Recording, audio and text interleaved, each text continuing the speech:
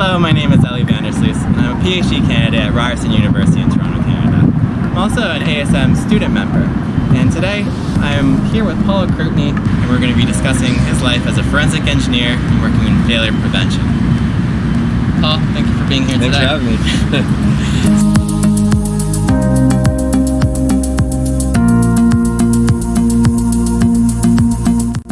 Just going through what brought you here in life, okay, how did your career unfold, starting from undergrad, working to here at Manny. So you got to taste every single field of engineering in your first year, and then you have to choose at the end of that year where you're going to go.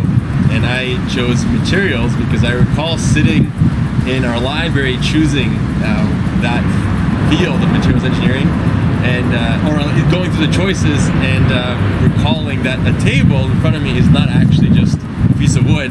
It's actually a whole bunch of molecules that are formed together to form this piece of wood, which we then built the table out of. And that was the beginning of the journey that I guess brought us here today, I think. Let's carry on from there. So you went through undergrad, having master, the entire thing, both a bachelor and a master's as well? Exactly. And so how did that prepare you for your future career? Well, as the exploration of the unknown, because I didn't know materials existed. I didn't know that we could look at materials from the same perspective as I was taught to look at often, being able to get through them. And it led to failure analysis because product failure and forensic analysis often looks backwards from the evidence that is left behind after a disaster. So a boiler would explode or a building would collapse, and the fracture mechanics of that component will leave behind a trail that a materials scientist is best suited to work backwards from to understand. So how did you get to ASM? So I joined ASM, the local chapter of ASM. They needed a website. I knew how to make websites, and that's where I met my boss at a forensic company that I worked at. What he loved was my ability to just work with my hands on any problems in general. Forensics is a lot of that, and he offered me a job. Did you think that your time in university prepared you for it, or was it more your work experience? What do you think got you to where you need to be for that position? It was a combination of everything. Forensics is probably the most random career you could have in terms of day-to-day activities. It was my background and the knowledge I learned in materials that gave me the confidence to understand components and see how they might break, but it was the everything else that I did outside of school that allowed me to enter a job site and have an understanding. So let's talk a little more about forensic engineering. So what's the environment like working there? What's your day-to-day tasks? Is it a teamwork oriented workplace, or you're more working on your own? What's it like? So it's a combination. Again, you get a file or a call that there was some failure. Often the person calling is relatively chaotic. They don't really know what happened yet, and so they're not sure who the best person to send to the job site is. So you end up being sent to a job site and doing analogous to a triage in a hospital. So you get there and you realize what actually happened and what expertise you might need. Often your own personal expertise are enough, and sometimes you have to expand and build a team of people that will be able to solve that issue with you, or alongside you at least, in order to solve that problem. So it seems like you'd be favoring more creative problem solving as opposed to cookie cutter, send it to a lab. Yeah, definitely. There was almost, although we worked with labs, there was very few cases that were cookie cutter. There were some. There was defective products all over the city, and they would fail every so often.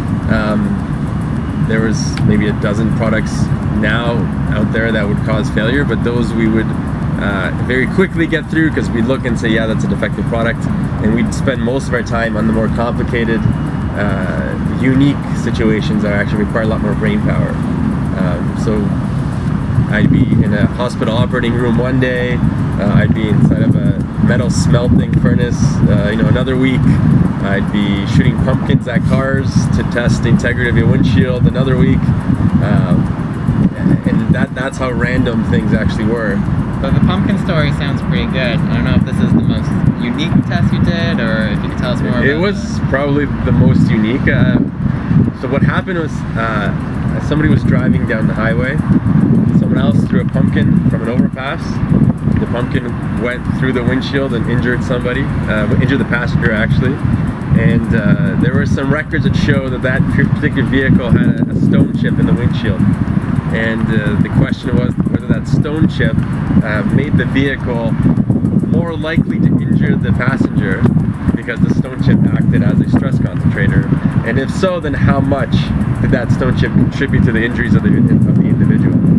So there's no book out there. We don't know whether the pumpkin will simply smash or whether the stone chip will actually be a problem to the occupants of the vehicle. So we shot pumpkins out of a pumpkin cannon at windshields of the exact same make and model car with a high-speed camera measuring the speed of the pumpkin. What would you say was your best or the most fun experience you had working as a forensic engineer? One time, an individual swallowed something, made her sick, ended up in the hospital. Surgically removed that thing, ended up being a little wire about this big, but a quarter inch, less than a half a millimeter in diameter. They asked us where this came from. It seemed impossible to figure that out. But sure enough, we got the composition, we looked at it in a microscope, we saw that it had weird wear patterns, we traced back her history, and it turned out it was from a restaurant that she ate at, and had the fry, and not a McDonald's, but where they make fries, that the baskets were fraying. And so the little tiny piece fell off the basket, she ended up ingesting it with her food, and that's where that component came from. 9 years as a forensic engineer. You recently founded your own company, Mitigateway. Can you tell us about that company and what it does? Yeah, so in forensics, I noticed that a lot of, when you think of the world, there's millions of products. There's chairs, and there's planters and railings. There's millions of products, and some don't work out quite well. So there's defective products, and we have recalls, and we have just products that are problematic but don't get recalled. And we have these products scattered throughout the country and the world. And a lot of these defective products will be unknown to the person using them. Let me ask you, how often do you check the Health Canada recall website? I don't think I've ever checked that. Right, and you're not alone. Most people are like that. So most people aren't checking whether a certain plumbing component that connects their plumbing to their toilet has actually been recalled, right? Like, even if they are checking the website, they're not looking for that. But I've seen those components cause millions and millions of damage because of a certain type of plastic from which the component was made that happens to react with chlorine, and chlorine's in our cleaning chemicals, and chlorine's even in our drinking water. So that plastic deteriorates and breaks, and suddenly your toilet tank is flooding your house instead of just sitting nicely waiting for the next time you use it. So those defective products I wanted to find and I wanted to eliminate because. Do forensic engineering companies tend to take people straight out of university, or are they looking for people who already have work experience? You mentioned looking for people who have taken that course at U of T. What kind of candidates and what kind of backgrounds would they be looking for in a company? Here's the biggest thing that we would look for back in the day. Look for communication skills and problem solving skills. We can teach you the technical skills, but if you can't communicate, that means you can't interview people. That means you can't be compassionate with them in that stressful situation. That means you also can't boil down the complicated science into a simple soundbite for the lawyer or the insurer to understand. And that probably means you aren't going to be a good forensic engineer, because these communication skills are, like I said, half as important as your technical abilities. So we'd be looking for those which are hard to train, and we'd be teaching you those other technical skills over time, which are, I think, easier to train. Right. So, do you think that graduate school would help with those as opposed to just doing an undergrad? I think if someone uses graduate school to advance both their halves of the brain, the creative, the public speaking, and I got to do a lot of presentations in my grad school. I got to had a lot of free time to join things like Toastmasters and better my public speaking and teaching. Usually, you get to TA in grad school, that really helps. So I think if you focus on both in grad school, then it would help. If you focus just on one, and you don't focus on those communication skills, then you're just bettering yourself technically, but not very well suited for forensics. Maybe more suited for design, or maybe more suited to go in a very specific field niche, or be in that particular industry. So what kind of things do you think a candidate with both sides, how do you think they could best stress those things in an interview? Well, the interview process is easy at determining, or almost better at determining the communication skills. And just the way that you approach the front desk, like the receptionist that worked there would actually be interviewing on those cues just from that dialogue that we had with you, in terms of starting from the receptionist down to meeting with everybody on our team, and then we would somewhat assume you knew the technical because you graduated from engineering, but that's what we'd be doing. We'd be looking at your ability to communicate some of the technical, and assume you knew the rest, but always looking at your communication skills. So there's no good way to essentially prove your ability other than simply showing it. We've had people do presentations. So we said, you get to pick the topic, anything that you're interested in, because we don't want you to go and research something and spend hours and hours on it. So you got to pick a topic and you got to teach us a lesson. So there's one candidate that we interviewed right before, a month or two before I left, and he taught us a lesson about something that he did his PhD on. And that's how we gauged his communication skills, and we hired him because they were good, because we learned something. So that's probably the best way to stress your communication skills. Maybe offer to teach something to the interviewing committee.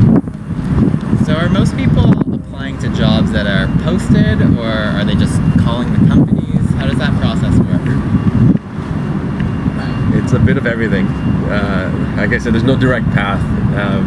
We post every job, and we do often get candidates, but we're constantly tapping our personal networks within ASM, within the industry. I wanted to ask about the process of applying and getting a job. So you mentioned with engineering, someone with an engineering background already would have the technical skills. Does it matter what stream of engineering they're coming from, if it's materials or mechanical or biomedical, civil? Is there any sort of preference for disciplines in engineering? No, because you'd end up just doing different projects. So I wouldn't be working on too many building collapses as a materials engineer, although I did assist in some, because some components failed that caused the building to collapse. But I wouldn't be looking at them all day long, and I wouldn't be the lead. But if you did civil, well, then you'd be looking at building collapses, you'd be looking at bridge collapses, you'd be looking at dam collapses. So it's no preference for, and in biomedical, you'd be looking at auto accidents, you'd be looking to assess injuries. No preference. There's every industry has a forensics aspect to it, because every industry has designing and manufacturing within it. Right. Do you have any advice for people who are looking to join these kind of companies, like in prevention and protection, or for people starting their own engineering companies? Any advice for either students or recent grads?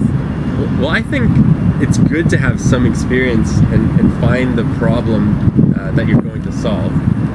If you're just fresh out of school, you might not be aware of all the problems that are around, and you might not be aware of the problem that you want to solve. You might have no capital. So I don't think there's a prime age or time to start a company. If you're extremely young, then you might have lots of time to work on the company, but then you don't have resources or experience. Right. If you're older, you have less time, but you've got more resources and experience and contacts. So it probably is net neutral as to when you start the company. So I would just say if you want to start a company, do it when you're ready. Thank you, Paul. It was great speaking with you. Thank you all for listening. I'm looking forward to seeing what happens with Mitigateway. If you guys want to find out more, feel free to check out that website. And also to find out more about all the ASM perks of being a member and where it can lead you in terms of networking and the materials information, feel free to check out asminternational.org. And we'll see you next time.